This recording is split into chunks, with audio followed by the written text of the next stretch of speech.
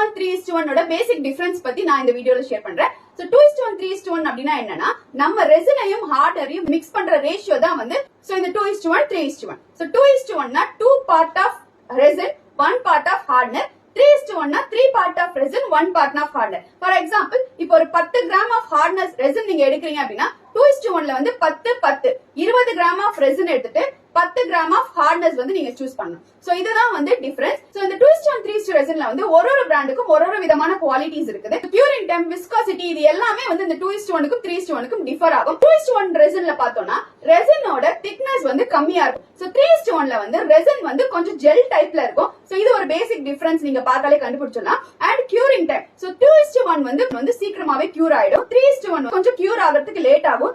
And viscosity 2:1 வந்து low viscosity, 3:1 வந்து high viscosity. So இந்த மாதிரி ஒரு சில டீடைல்ஸ் வந்து 2:1 3:1க்கு வந்து டிஃபர் ஆகும். சோ உங்களோட ப்ராடக்ட்டுக்கு ஏத்த மாதிரி நீங்க அதை சூஸ் பண்ணுங்க. மறக்காம அறிவி கிஃப்ட்ஸ் ஃபாலோ பண்ணுங்க.